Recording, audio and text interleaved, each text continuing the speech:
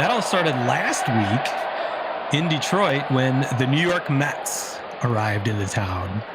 And that came with much fanfare. It came with a lot of glee for me because I like to always make fun of the Mets and call them the New York Mess because there's always something strange going on. And they did not disappoint. The big deal with Detroit, them coming to Detroit, was this is the return of Max Scherzer, as well as Justin Verlander. Scherzer's coming off of his first start, coming off of the sticky stuff suspension. And Verlander coming, this is actually his Mets debut after being injured just before spring training ended. He had not pitched for the Mets, but he was actually going to make his first start in Detroit, of all places, which is a really cool thing. Tigers actually beat Scherzer, surprisingly, 6-1 in the second part of a doubleheader sweep, which is also very hard to do. That was on Wednesday. Thursday, May the 4th, may the 4th be with you, I was actually able to attend the game, the Mets debut of Justin Verlander and the return of JV to Detroit. Ended up being a beautiful day. We planned this, back in February, having no idea that the weather would be good, number one, or certainly that Justin Verlander would be making his Mets debut and being in Detroit. So it was remarkable serendipity. The other best thing about happening to choose that game to attend is when Eduardo Rodriguez was starting for the Tigers, who has been on a tear.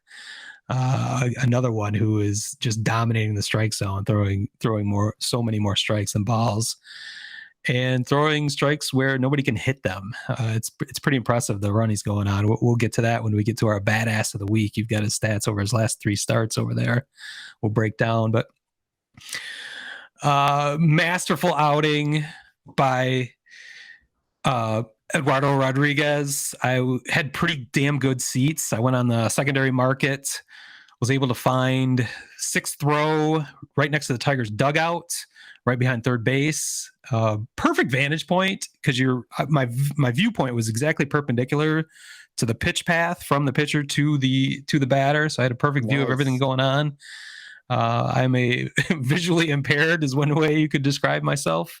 That I had no trouble telling what was going on. I've had really good seats. I've had bad seats. I usually don't really see what's happening. I could tell everything that was happening in those seats. So it was great, especially watching Erod deal that day. He ended up giving up only 2 hits, a walk through 8 innings, struck out 9. Ended up being a shutout victory. The most remarkable, or at least the funniest part of that game, was in the 9th inning as Alex Lang came in for the close. He got an out, and then he did give up a hit to Brandon Nimmo. So with 1 out, down 2-0, Brandon Nimmo decides to steal second base. And it's rare that I'm at a game where I can see what's going on, let alone see that what's going on is a major mistake as it's happening. As I just started screaming, like, what are you doing? His run to get in his, a stolen base attempt to get into scoring position was meaningless. They were down 2-0. His run meant nothing. If anything, he needs to stay on base, hope for a home run or hope for a big inning to eventually get him in. The guy at the plate was the tying run. Not only was Nimmo thrown out by Jake Rogers, who was actually his second throw out of the game, Nimmo was tagged in the face, adding insult to injury. Just a completely boneheaded play. It was perfect that he got tagged in the face just to make him look even dumber.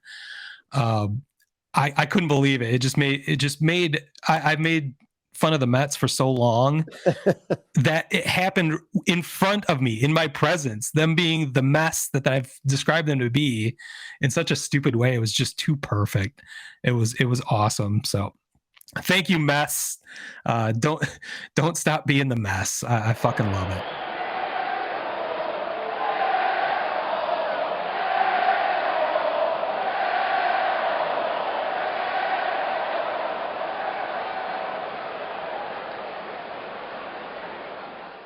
Word Hole Media.